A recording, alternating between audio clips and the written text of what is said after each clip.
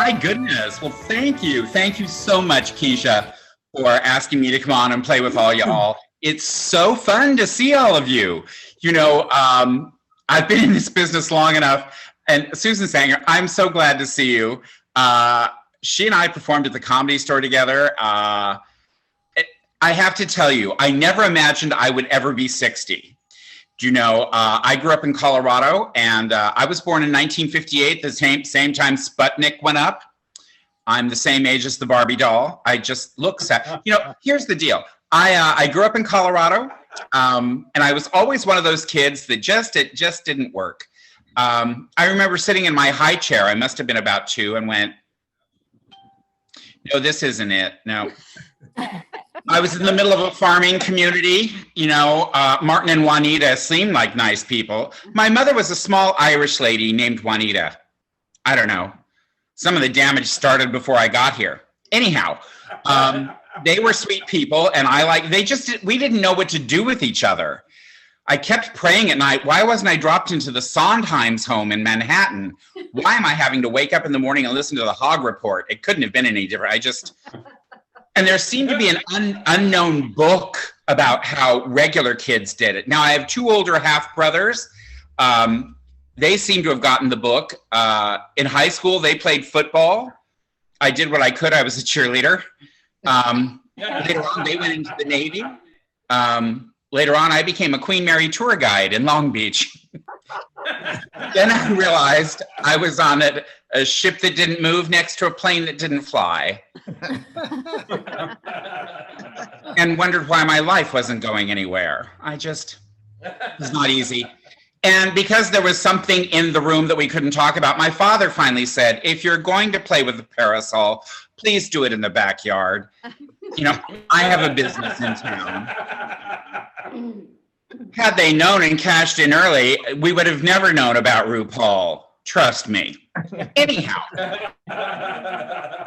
So I realized at the age of about 18 that there was a place for people like me, and it was Hollywood, California. And so I came out to California, and you know, I've found, especially as I've gotten older, that boundaries are good in relationships. I find the Rocky Mountains work really well for me and my family.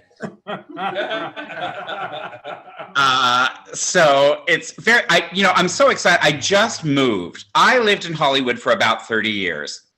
And very recently I thought, well, here's the deal. When I hit Hollywood in 1976, we were listening to a little disco at the top of the show. I can't even tell you.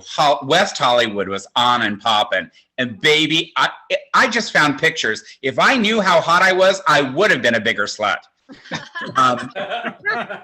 Feathered hair, puka shells, white satin shorts, tube socks. I was so hot.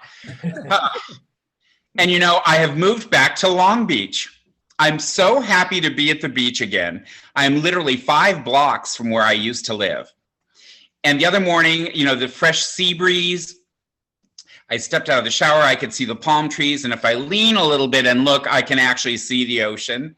And I was feeling renewed and refreshed, and then I caught a glimpse in the mirror and I went, oh no, that can't be accurate. Oh no. Oh no.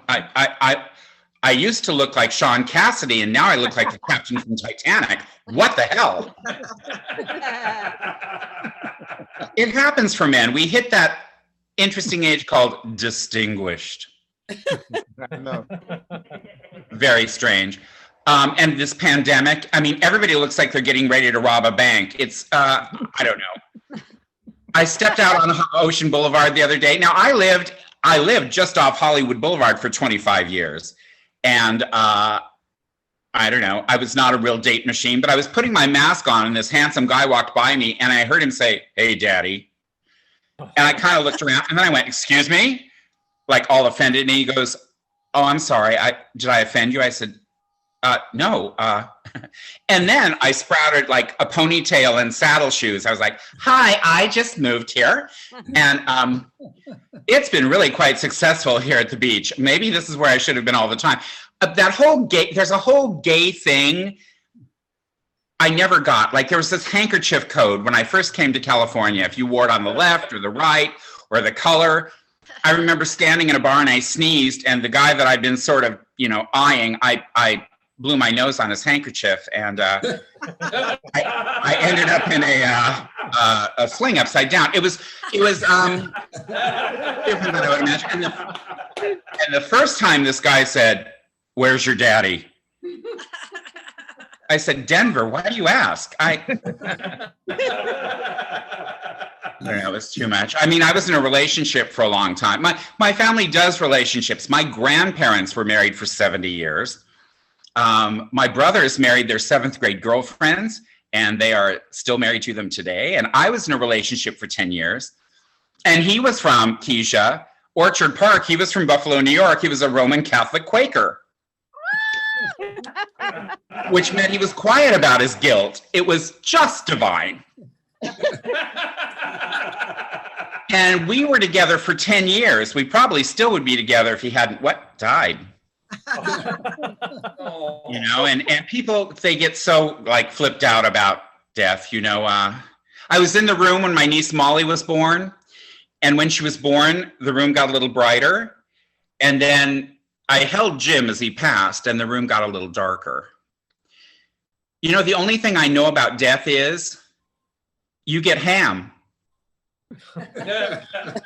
People don't know what to say to you. They just come up and go, "Hi, we heard about Jim. Here's a ham." I had 3 honey-baked hams. Now, what's interesting is if it's a car accident, you get ambrosia salad.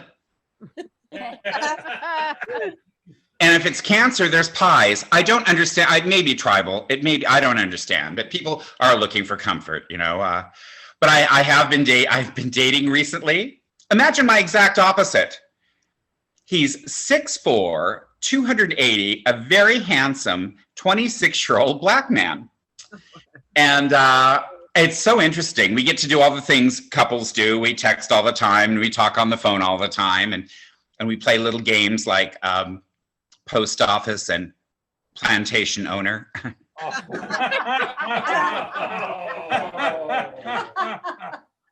I told that joke the other night, and a woman accused me of being racist. I said, "You didn't let me finish. I'm the one in chains."